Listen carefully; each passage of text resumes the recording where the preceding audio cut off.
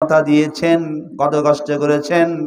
ও রাব্বুল আলামিন, আমার পিতা মাতার প্রতি তেমনি তুমি রহম করো। জোরে বলুন আল্লাহু আকবার। সম্মানিত ভাইরা, এই পৃথিবীতে মা বাবার অধিকার, মা বাবার হক কতটুকু আমরা অনেকেই বুঝি না। আল্লাহ রাসূল সাল্লাল্লাহু আলাইহি সাল্লাম বলেছেন, তোমার মা তোমার বাবা তোমার জন্য জান্নাত জাহান্নাম।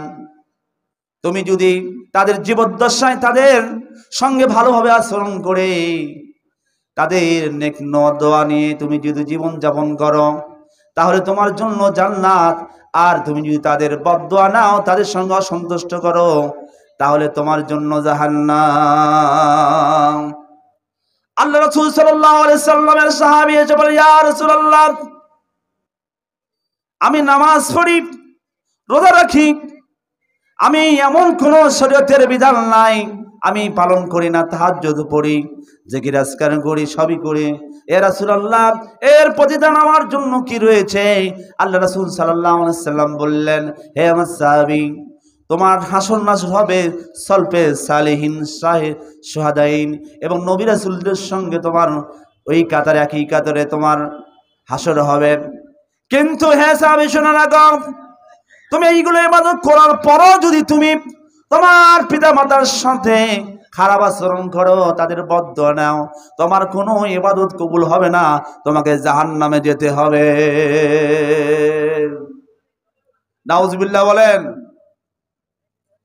সম্মানিত ভাইরা, আল্লাহ রাসূল সাল্লাল্লাহু আলাইহি সাল্লামের সাহাবী আলকামা রাদিয়াল্লাহু আনহু, তিনি মৃত্যু শয্যায় বিছানায় তিনি ছাইত। সাহাবায়ে কেরাম রাদিয়াল্লাহু তাআলা যে বলছেন, ভাই আলকামা তুমি বলো লা ইলাহা ইল্লাল্লাহ মুহাম্মাদুর রাসূলুল্লাহ। আলকামা আল্লাহর রাসূলের সাহাবী, কালেমা জবান দিয়ে বের হয় না, বারবার যখন বলা হয় তুমি কালেমা পড়ো, তবুও সে বলে যে না, আমি তো কালেমা পড়তে পারি না। এই সাহাবী দৌড়াইয়া আল্লাহ রাসূল সাল্লাল্লাহু আলাইহি সাল্লাম মদিনাতুল মুনাওয়ারার মসজিদে যায় বলে, ইয়া রাসূলুল্লাহ, ইয়া হাবিবাল্লাহ, আপনার প্রিয় সাহাবী আলকামা, সে সব কিছু বলতে পারে কিন্তু মৃত্যুর বিছানায় তাকে আমরা কালেমার তালকিন দেই, কালেমা উচ্চারণ করতে পারে না।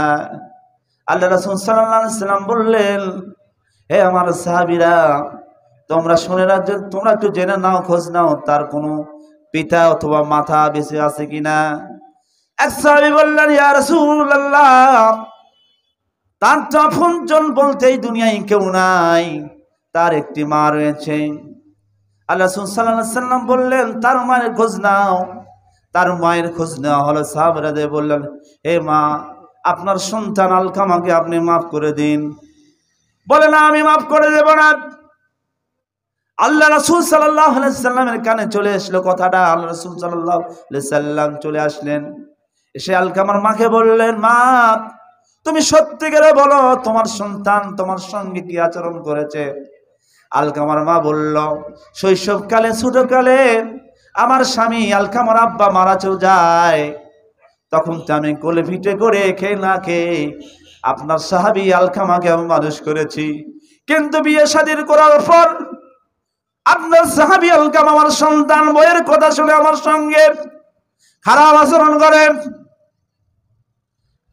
ইয়া রাসূলুল্লাহ, আমি মনে কষ্ট নিয়ে আমি আলকামার প্রতি আমি রাগান্বিত।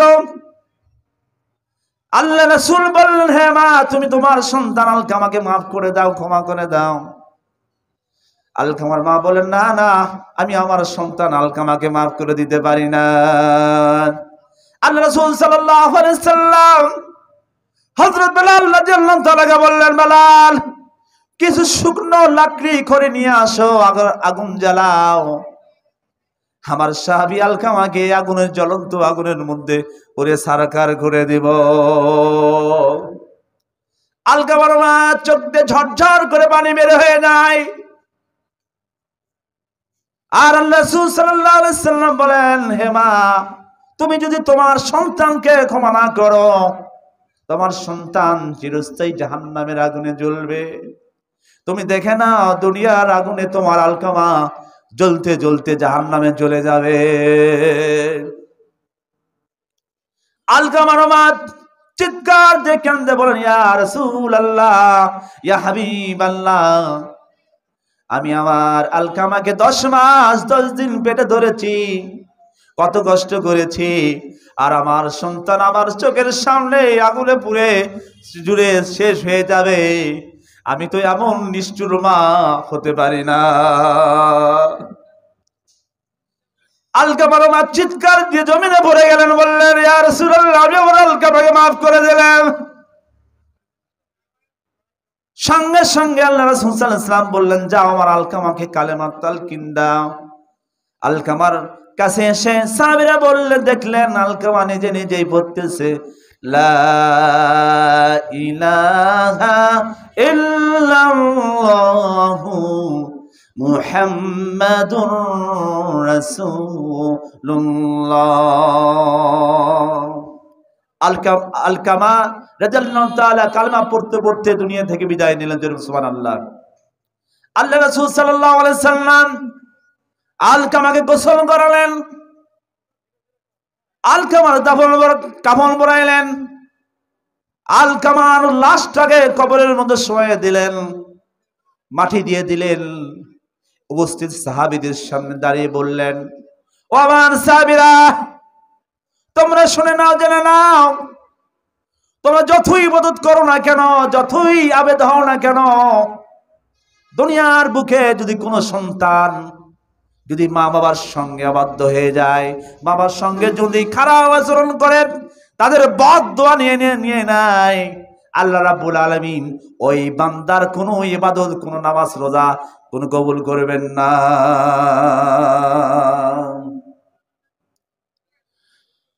সম্মানিত উপস্থিতি, মা বাবার এত মর্যাদা তারাই জানেন যাদের এই দুনিয়ায় মা বাবা নাই।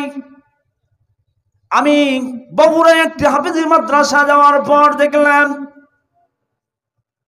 আমার মাদ্রাসা ছুটি হয়ে গেছে, কিছু ছেলেবেলে চোখ মুখ কান্না ঝরে মুখ ভাগ করে জানালার গিল ধরে বারান্দার ধরে উপর দিকে মিঠি মিঠি তাকায়।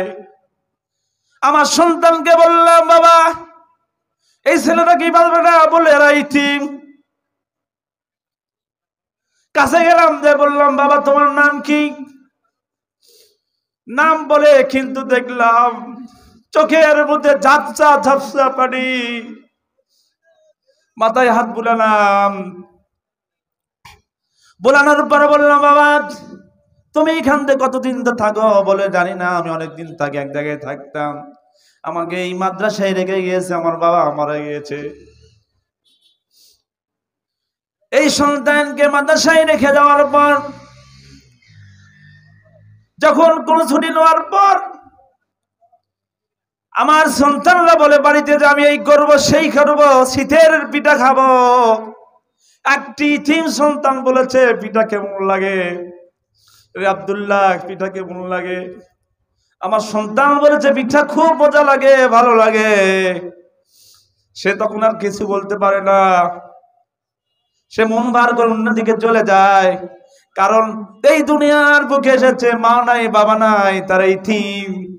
তারা বোঝে যদি একটা বার যদি আমরা বাবাকে পেতাম, মনের সমস্ত আবেগ নিয়ে বলে দেব আব্বা, মনের সমস্ত আবেগ নিয়ে বলতাম মা।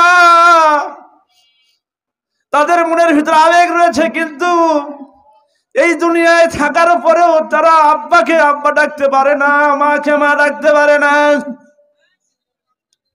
প্রিয় ভাইরা, আল্লাহ রাসূল সাল্লাল্লাহু আলাইহি সাল্লাম ইতিম ছিলেন, ইতিমের দুঃখ বোঝেন। মা হালিমার গৃহ থেকে যখন আল্লাহ রাসূল সাল্লাল্লাহু আলাইহি সাল্লামকে মক্কাতুল মুকাররমায় এনে দিয়ে গেলেন, একদিন মক্কার মরুভূমির ভিতরে আল্লাহ রাসূল সাল্লাল্লাহু আলাইহি সাল্লাম ছেলেদের সঙ্গে উটদুম্বা চড়াচ্ছিলেন। আল্লাহ রাসূল সাল্লাল্লাহু আলাইহি সাল্লাম আর বাড়িতে যায় না।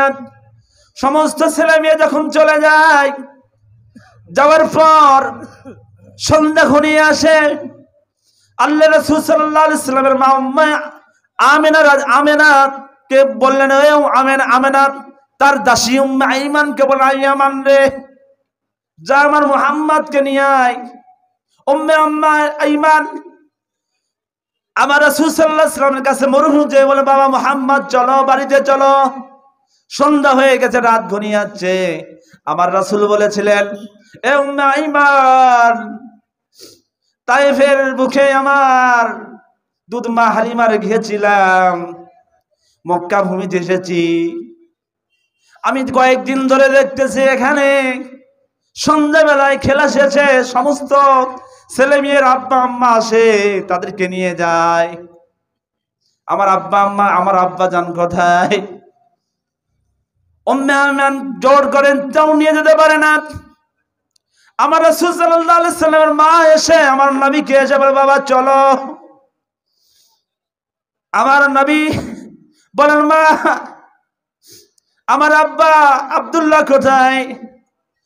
আমেনা চোখে পানি ধরে রাখতে পারে না। মিথ্যা সান্ত্বনা দেওয়ার জন্য আমার রাসূলকেও বললেন, মা আমেনা, বেটা মুহাম্মদ, তোমার আব্বা মদিনার ইয়াসরিবের কারাগারে বন্দী রয়েছে।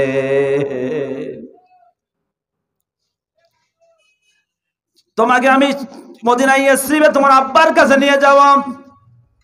এই কথা বললেন। বলার পর আল্লাহ রাসূল সাল্লাল্লাহু আলাইহি ওয়াসাল্লাম বাড়িতে গেলেন, শ্বশুর আব্দুল মুত্তালিবকে জানালেন। জানানোর পর মা আমেনা সন্তানকে নিয়ে মদিনা ইয়াসরিবের আল্লাহ রাসূল সাল্লাল্লাহু আলাইহি ওয়াসাল্লামের কবরে জিয়ারতের উদ্দেশ্যে নিয়ে চলে গেলেন। মদিনায় কিছুদিন তার বাবা মার কাছে থাকার পর ইয়াসরিবে আল্লাহ রাসূল সাল্লাল্লাহু আলাইহি ওয়াসাল্লামের আব্বার কাছে কবরের সামনে এসে দাঁড়ালেন। উঠ থেকে নেমে আল্লাহ রাসূল সাল্লাল্লাহু আলাইহি ওয়াসাল্লামকে বললেন, বাবা মুহাম্মদ, ওই যে কবরটা দেখছো, ওই কবরের মধ্যে তোমার আব্বা সৃষ্টিকর্তা আল্লাহ তাআলার জেলখানায় বন্দী রয়েছে। আমার রাসূল সাল্লাল্লাহু আলাইহি ওয়াসাল্লাম সেদিন এত কেঁদেছিলেন, আমার রাসূল সাল্লাল্লাহু আলাইহি ওয়াসাল্লাম জমিনে পড়ে গিয়েছিলেন, ঘরে কান্না করতেছিলেন। আব্বা, একটিবার কবর থেকে উঠে তুমি একটিবার বলো, বাবা মুহাম্মদ, এক বলে আমাকে গলে নাও, আমার গালে মুখে ঠোঁটে আমাকে একটিবারের জন্য চুমা দাও।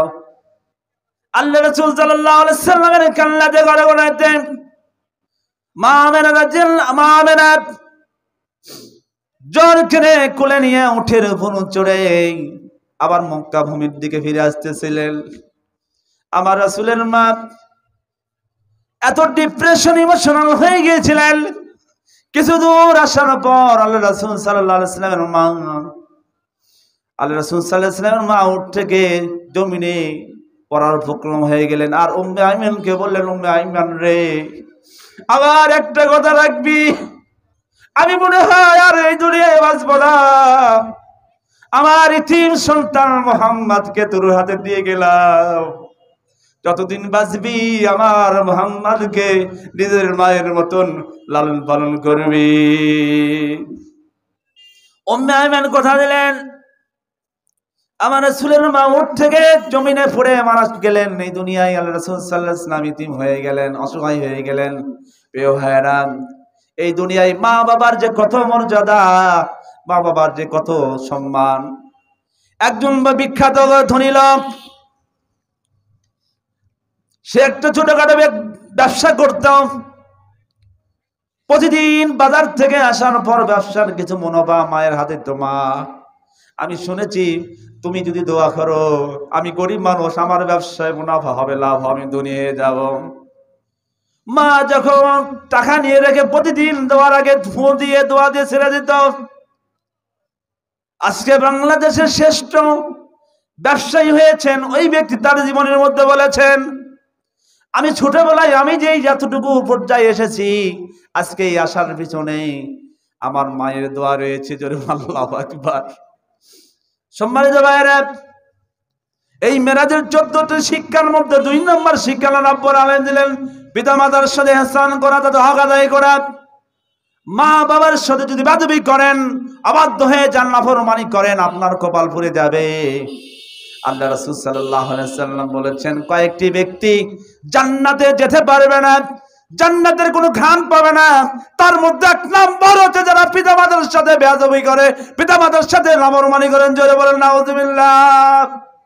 সম্মানিত ভাইরা, আল্লাহ রাব্বুল আলামিন আরো ঘোষণা দিয়েছেন, ওয়াতিজাল কুরবা হাক্কাহু ওয়াল মিসকিনা ওয়াবনাস সাবিল ওয়ালা তুবাযযির তাবযীরা। আল্লাহ রাব্বুল আলামিন বললেন, বান্দারে পিতামাতার হক আদায় করার পর বান্দারে তোমার নিকট আত্মীয় স্বজনদের হক আদায় করবি বান্দারে, এবং গরিব অসহায় ফকির মিসকিনদের হক আদায় করবি, তাদের খালি হাতে ফিরে দিবি না। আল্লাহর নবী আরো বলেছেন, তোমরা যদি কেউ তোমাদের হায়াত বাড়াতে চাও, তোমাদের রিজিক বাড়াতে চাও, সম্মান বাড়াতে চাও, তাহলে তোমাদের পিতামাতার সঙ্গে, তোমাদের আত্মীয় স্বজনদের সঙ্গে উত্তম আচরণ করো। এর বরকতে আল্লাহ রাব্বুল আলামিন তোমাদের জীবনের হায়াত বাড়ায় দিবেন, ধন সম্পদ বাড়ায় দিবেন, সম্মান বাড়ায় দিবেন। জোরে বলুন আল্লাহু আকবার। সম্মানিত ভাইরা, পিতামাতার হক আদায় করবেন, নিকট আত্মীয় স্বজনের হক আদায় করবেন। আল্লাহ রাসূল সাল্লাল্লাহু আলাইহি সাল্লাম বলেছেন, তোমাদের ধন সম্পদ বাড়াতে গেলে আত্মীয় স্বজনদের হক আদায় করবে, কারণ আত্মীয় স্বজনদেরকে যদি খানা খাওয়াও, আল্লাহ রাব্বুল আলামিন তোমার পরিবারে আয় রোজগারের মধ্যে বরকত দান করে দিবেন। আল্লাহ রাসূল সাল্লাল্লাহু আলাইহি সাল্লাম বলেছেন, হে আমার উম্মত, হে আমার সাহাবীরা, তোমরা শুনে রাখো, তোমরা সব সময় আল্লাহর কাছ থেকে 8টি জিনিস চেয়ে নেবে। কয়টি জিনিস? 8টি জিনিস। 1 নাম্বার হচ্ছে হেদায়াত, দিনের সঠিক বুঝ, কোরআন হাদিসের বুঝ। 2 নাম্বার হচ্ছে সুস্বাস্থ্য, স্বাস্থ্য। আপনি যত বড় কোটিপতি হন না কেন, আপনার ডায়াবেটিস, হার্নিং, বিভিন্ন অনেক বড় বড় রোগ ব্যাধি আপনার লেগে রয়েছে, আপনার কিন্তু জীবনের শান্তি নাই। আল্লাহর কাছে স্বাস্থ্য চাইতে হবে। আর 2 নাম্বার চাইতে হবে হালাল, 3 নাম্বার চাইতে হালাল রিজিক। আর 4 নাম্বারে চাইবেন সুসন্তান, নেককার সন্তান এবং নেককার স্ত্রী, স্বামী। আর 5 নাম্বার আল্লাহর কাছে চাইবেন আপনার কুওয়াত, আপনার শক্তি। আর ঋণগ্রস্ত জীবন চাইবেন, আল্লাহ আমাকে ঋণের মধ্যে রেখে দিও না।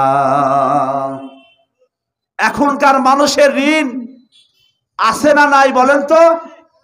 প্রায় 99% লোকের ঋণ আর ঋণ আর ঋণ। আল্লাহ রাব্বুল আলামিন বলেন, আল্লাহ রাসূল সাল্লাল্লাহু আলাইহি ওয়াসাল্লাম বলেছেন, আল্লাহর কাছ থেকে মৃত্যুর সময় মৃত্যু চেয়ে নিতে হবে। এই 8টি জিনিস যদি না চেয়ে নেন, আল্লাহ কিন্তু আপনাকে দিবে না। তাহলে আমরা হেদায়েত চাইবো তো ইনশাআল্লাহ। আমাদের সন্তান নেককার হোক, এটা আল্লাহর কাছে চাইবো ইনশাআল্লাহ। আর মৃত্যুর সময় ঈমান নিয়ে যেন আমরা কবরে যেতে পারি, এটা আল্লাহর কাছে অবশ্যই চাইতে হবে। আমার সম্মানিত ভাইরা, আল্লাহ রাব্বুল আলামিন এই রজব মাস আসার সঙ্গে সঙ্গে আল্লাহ রাসূল সাল্লাল্লাহু আলাইহি সাল্লাম আল্লাহ রাব্বুল আলামিন দোয়া করতেন, আল্লাহুম্মা বারিক লানা ফি রজব ওয়া শাবান ওয়া বাল্লিগনা রমাজান।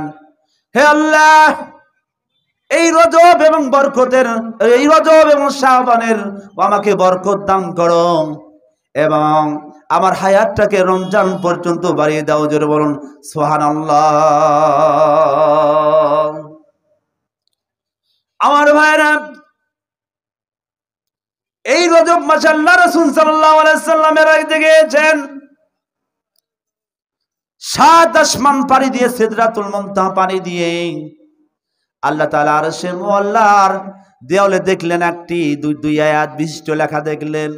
সে আয়াতটা হচ্ছে সূরা বাকারার 285 নম্বর আয়াত, 86 নম্বর আয়াত। এই 2 আয়াত যদি কেউ পড়ে আল্লাহর কাছে দোয়া করে, আল্লাহ রাব্বুল আলামিন ওই ব্যক্তির দোয়াকে কবুল করে নেন। আল্লাহু আকবার বলেন। আল্লাহ তাআলা আমাদেরকে যে সকল নিয়ামত হাদিয়া হিসেবে পাঠিয়ে দিয়েছেন, তার মধ্যে নামাজ আত্তাহিয়াতু মানে তাশাহুদ, আর এই দোয়া আমানার রাসূলু বিমা উনজিলা ইলাইহি মির রাব্বিহি ওয়াল মুমিনুন থেকে শুরু করে লা ইউকাল্লিফুল্লাহু নাফসান ইল্লা উসআহা লাহা কাসাবাত ওয়া আলাইহা মাকতাসাবাত, এই দুই আয়াত আমরা সবাই পড়ব ইনশাআল্লাহ। সম্মানিত হাজিরিন, এই মেরাজে আল্লাহ রাব্বুল আলামিন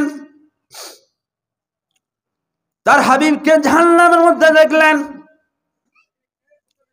1,00,000টাকে খুঁটির সঙ্গে, জাহান্নামের আগুনের খুঁটির সঙ্গে বেঁধে রাখা হয়েছে। আল্লাহ রাসূল সাল্লাল্লাহু আলাইহি সাল্লাম জিবরাইল বললেন, ইয়া জিবরাইল মান হাযার রাসূল, এই ব্যক্তিটিকে। জিবরাইল বলে, ইয়া রাসূলুল্লাহ, ইয়া হাবিবাল্লাহ, এই ব্যক্তিটি হচ্ছে দুনিয়ার বুকে যারা তাদের পিতামাতার সঙ্গে নাফরমানি করেছে, পিতামাতার হক আদায় করে নাই, পিতামাতা বৃদ্ধ হয়ে গেছে, বৃদ্ধ হওয়ার পর পিতামাতা ছেলে মানুষ করে ছোট বাচ্চাদের মতন হয়ে যায়, বেশি বেশি কথাবার্তা বলে, আর বেটার বউ সহ্য করতে পারে না, সন্তানও সহ্য করতে পারে না, বাপ মায়ের বুড়ো চরম খেপা হয়ে যায়, ক্ষিপ্ত হয়ে যায়। আর এই কথা বলার পর বাপ মায়ের মনে কষ্ট দিয়া কথাবার্তা বলে। খবরদার যুবক রে, বাবা মার সঙ্গে বেয়াদবি করবি না, নাফরমানি করবি না। বাবা মা যদি একটি বার অন্তরে আঘাত পেয়ে যায় আর তোর জন্য বদ্ধ করে দেয়, আর এই বদ্ধর কারণে কিন্তু তোমার সন্তানও তোমাকে, তোমার বৃদ্ধ অবস্থায় তোমার সন্তানও তোমাকে এইরকম আচরণ করবে, করবে কিনা বলেন? সম্মানিত উপস্থিতি, মুসা আলাইহিস সালাম আল্লাহ তাআলার কাছে একদিন আদেশ করেন, ইয়া রাব্বুল আলামিন, জান্নাতের মধ্যে আমার সাথে কে জান্নাতে থাকবে, জান্নাতে আমার কে সঙ্গী হবে? আল্লাহ রাব্বুল আলামিন জানাইয়া দিলেন, হে মুসা, আমার নবী মুসা, তোমার সঙ্গে জান্নাতের মধ্যে তোমার যে সঙ্গী হবে, সাথী হবে, সে একজন কসাই। আল্লাহর নবী মুসা আলাইহিস সালাম বললেন, হে আল্লাহ, আপনি জানাই দেন সেই মুসা, সেই কসাইটা কোন বাজারে বসেন? আল্লাহ রাব্বুল আলামিন মুসা আলাইহিস সালামকে জানাইয়া দিলেন অমুক বাজারে বসে। মুসা আলাইহিস সালাম একদিন রওনা দিলেন, সেই বাজারে যাওয়ার পর দেখলেন দূরে থেকে একটা কসাই মাংস কাটতেছে, বিক্রি করতেছে। তিনি দেখলেন মাংস বিক্রি শেষ হওয়ার পর দেখলেন কিছু কচি ভালো মাংস একটি প্যাকেটে তুললেন। তোলার পর বললেন, ভাই আসসালামু আলাইকুম, হে ভাই, আমি তোমার মেহমান হতে চাই, তুমি কি আমাকে মেহমানদারি করাবে? তখন কসাই বলে, আলহামদুলিল্লাহ, আমি করাবো। তখন তিনি কসাইয়ের সঙ্গে তিনি রওনা দিলেন। কসাইয়ের বাড়িতে যাওয়ার পর দেখলেন কসাই তার মাকে ঘরের মধ্যে ঢুকে কাপড় চোপড় পরাইয়া নিয়ে আসার পর গোসল করে পাক শাক করার পর তিনি রান্না বান্না করলেন। রান্না করার পর এই কসাইটি আপন হাতে তার মাকে খাওয়ানোর পর তার খাওয়া দাওয়া শেষ হয়ে গেল। আর ওই মুহূর্তে তার মা আল্লাহর দরবারে হাত তুলে বলল, আল্লাহ, আমার সন্তান আমাকে খুশি রেখেছে, আল্লাহ তুমি তাকে খুশি করো। জান্নাতের মধ্যে জামানার নবী মুসা কালামুল্লাহর সঙ্গে তুমি তাকে জান্নাত দান করে দাও। জোরে বলুন সুবহানাল্লাহ। সম্মানিত ভাইরা, পিতামাতা যদি আপনার জন্য দোয়া করে, আপনার জন্য দোয়া কবুল হবে। পিতামাতার যদি অসন্তুষ্ট থাকেন, আপনি আল্লাহ অসন্তুষ্ট থাকবেন। আল্লাহ রাসূল সাল্লাল্লাহু আলাইহি সাল্লাম বলেছেন যে আল জান্নাত তাহাতা আকদিমাল উম্মিহাত, তোমার মায়ের পায়ের নিচে তোমার জান্নাত। তুমি তার খেদমত করো, তার সেবা করো, তার বদদুয়া নিয়ে তুমি জাহান্নামে চলে যাও না। জোরে বলুন ঠিক কিনা?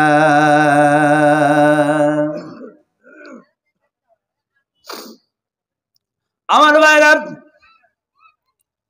এই পৃথিবীতে সবচেয়ে আপনজন হচ্ছে আমার আমার। শৈশবকালে ছোটবেলায় দেখেছি, আপনারাও দেখবেন, আপনাদের মা বাবা যদি বেঁচে থাকে, আমরা ৫-৬ জন আমরা ভাই বোন ছিলাম।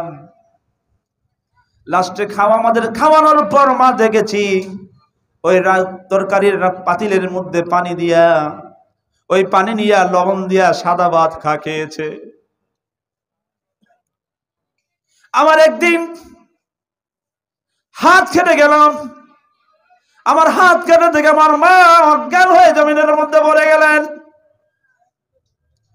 মেডিকেল সায়েন্সের ভাষায়, চিকিৎসা বিজ্ঞানের মিদনে, যখন সন্তানের বয়স 7 মাস হয়ে যায়, গর্ভে যখন 7 মাস বয়স হয়ে যায়, সন্তানের উচ্চতা হয়ে যায় 10 ইঞ্চি, যখন 8 মাস হয়ে যায় তখন সন্তান আরো বড় হয়। সঙ্গে সঙ্গে আল্লাহ রাব্বুল আলামিন মায়ের হাড়টাকে, হৃদপিণ্ডটাকে আরো বুদ্ধিকে বাড়ায় দিয়ে দেয়। আর মেডিকেল সায়েন্সে রয়েছে 10 মাস 10 দিন মায়ের পেটে থেকে প্রত্যেকটা সন্তান আমরা মায়ের কলিজায় 4,500 বার আমরা লাথি দিয়েছি। একটি মানুষ 23 ইউনিট পেইন কিলার পেইন সে অনুভব করতে পারে, সহ্য করে থাকতে পারে। কিন্তু মা যখন ডেলিভারি হয়ে যায় ওই সময় মায়ের 35 থেকে 40 ডেসিবল, 40 ইউনিট পেইন উঠে, ব্যথা উঠে। এই ব্যথার কারণে মা মারা যায় না। আমি দেখেছি আমার সন্তান হওয়ার, যখন মা আমার স্ত্রী গর্ভে আসলো, একদিন দেখলাম যে আমার পাশে আমার স্ত্রী নেই। আমি অনেকক্ষণ শুয়ে থাকলাম, দেখে আসে না, কি হলো, আসে না কেন? আমি দেখলাম বারান্দায় আমার স্ত্রী, বারান্দার এই পাশ থেকে আরেক পাশে যায়, আবার দাঁড়িয়ে থাকে। আমি বললাম কি হয়েছে, কেন তুমি ঘরে শোও না? বলে তুমি বুঝবা না, যায় ঘুম পারো, তুমি বুঝবা না।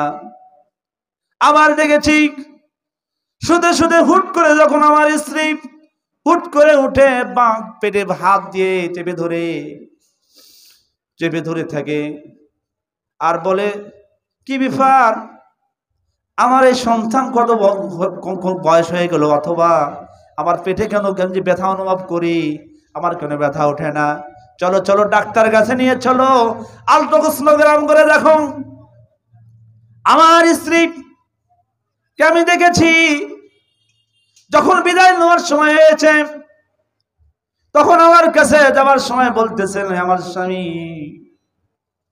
আমি মায়ের পেটে সন্তান যখন এসে যায়, সন্তান যে গর্ভে ধারণ করা এত কষ্ট আমি বুঝতাম না।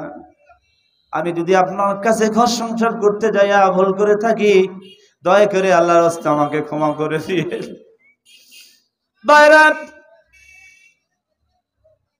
শেষে যে মাকে যখন আমরা সন্তান পেটের গর্ভের ভিতরে সন্তান যখন লাথি মারে মায়ের কলিজায় যায় লাগে, মেডিকেল সায়েন্সের ভিতরে এসেছে যে সন্তান যত পেটের ভিতরে ব্যথা অনুভব করে, আল্লাহ রাব্বুল আলামিন মায়ের হৃদয়ে, কলবে ওই সন্তানের প্রতি মায়ের দরদ, ভালোবাসা তত বৃদ্ধি করে দেয়। প্রিয় ভাইরা, সন্তান হওয়ার সময় আমি দেখেছি তখন শেষ সময়ে সন্তান যে পা লাথি মারে, মায়ের 7টি জোড়ার পর্দাটা ছিঁড়ে যায়। আর মায়ের সন্তান হওয়ার সময় প্রায় 2.5 পাউন্ড থেকে 3 পাউন্ড, 2 কেজি অথবা 2.5 কেজির মতন রক্ত মায়ের ডেলিভারির সময় মায়ের শরীর থেকে বের হয়ে যায়। আবার মা দুনিয়াতে দেওয়ার পরেও যে সমস্ত মেয়েরা বিয়ের আগে একটু কিছু দেখলেই ঘিন করতাম, খাওয়ার সময় কোষার ভিতরে পায়খানা করে দেয়, তবুও মা এই সন্তানকে নিয়ে, সন্তানের পায়খানা নিয়েও সে তার এক পাশে খাবারের থালাটা রেখে সন্তানের পোশাক পায়খানা সাফ করে দেয়। আবার দেখেছি সন্তান বসা অবস্থায় সন্তান মায়ের থালার মধ্যে প্রসাব করে দেয়, মা সন্তানের পোশাকটুকু ফেলে দিয়ে ওই খাবারটুকু, বাকি খাবারটুকু খেয়ে নেয়। এরকম আদর, মা সম্মান, ভালোবাসা আমার মা কলিজায় আল্লাহ তাআলা দান করেছেন। আর এই কলিজায় এই আদর, মায়া, মমতা, ভালোবাসা আল্লাহ রাব্বুল আলামিন দান করেছেন আর আমাদেরকে মানুষ করেছেন। আমরা যখন মাদ্রাসায় যেতাম, মা ডিম বেচার টাকা অনেক কষ্ট করে টাকাগুলো আমাদের হাতে দিয়ে দাও। আর যত দূর চলে যেতাম মা দেখতাম দূর থেকে মা আমাদের পথের পানের দিকে চেয়ে রয়েছে। আর আমার মা 2013 সালে যখন ইন্তেকাল করেন, অসুস্থ ছিলেন, আমার মা একদিন আমাকে ডেকে বললেন, বা আমি হয়তো মারা যাবো, আমি আর বাঁচবো না, আমার জন্য দোয়া করবে। আর প্রতিটা শুক্রবারের দিন আমার কবরের পাশে দোয়া করবে।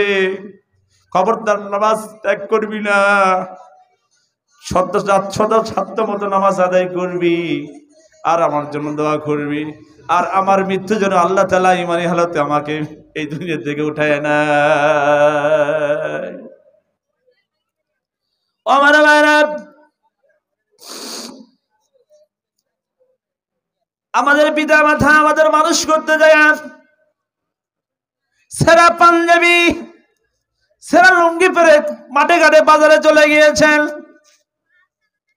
ফর্ম ফিলাপের সময় যখন আমাদের এসে যেত, বাবার টেনশনে পাগল হয়ে যেত। শীতের মধ্যে, কঠিন শীতের মধ্যে, কঠিন বৃষ্টির মধ্যেও জমিতে কাজ করেছে, হাটে বাজারে কাজ করেছে, পকেটে টাকা দিয়েছে। আল্লাহ রাব্বুল আলামিন আজকে আমাদেরকে মানুষ বানিয়েছেন, কিন্তু আহারে আমাদের মা বাবা আজকে এই দুনিয়ায় আর নাই। আল্লাহ রাসূল সাল্লাল্লাহু আলাইহি সাল্লাম বলেছেন, বান্দা যখন তার মায়ের দিকে, মা বাবার দিকে নেক দৃষ্টি নিয়ে তাকাবেন, আল্লাহ রাব্বুল আলামিন ওই বান্দার আমলনামায় কবুল হজের সওয়াব লিখে দিবেন। জোরে বলুন সুবহানাল্লাহ। সম্মানিত ভাইরা, খবরদার বাবার সঙ্গে বেয়াদবি করবেন না, তাদের দোয়া নেবেন। আপনি যদি তাদের সাথে বেয়াদবি করেন, আপনি ইসলামী আন্দোলনের কর্মী হন, আপনি তাবলীগের মুবাল্লিগ হন, পীর সাহেব হন, পীরের মুরিদ হন, আপনার কোনো কিছু আল্লাহ রাব্বুল আলামিন কবুল করবেন না। আল্লাহ তাআলা যেন আমাদের যে সকল মা বাবা বেঁচে রয়েছে, আল্লাহ তাআলা তাদেরকে হায়াতে তাইয়্যিবা দান করুন, এবং আল্লাহ তাআলা যেন আমাদের সেই সমস্ত মা বাবার হক আদায় করার তৌফিক দান করুন। আল্লাহুম্মা আমিন। আমাদের সামনে এই পর্যায়ে আমি শেষ করছি। আজকের দ্বিতীয় মেহমান, দ্বিতীয় বক্তা আমাদের সামনে আজকে উপস্থিত হয়েছেন। আমরা সবাই তাকবীর, নারায়ে তাকবীর, দিন ইসলাম, দিন ইসলাম। দ্বিতীয় বক্তার আগমন, দ্বিতীয় বক্তার আগমন, নারায়ে তাকবীর। আমার জন্য সবাই দোয়া করবেন, আল্লাহ তাআলা যেন কোরআনের ময়দানে আল্লাহ তাআলা আমাকে কবুল করেন। সবাই আল্লাহুম্মা আমিন।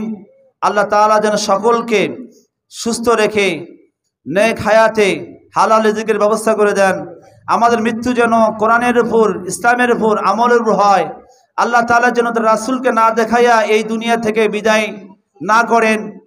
আল্লাহ তাআলা যেন আমাদের সকলকে ঈমানি মৃত্যু দেন। আল্লাহুম্মা আমিন। আসসালামু আলাইকুম ওয়া রাহমাতুল্লাহি ওয়া বারাকাতুহু।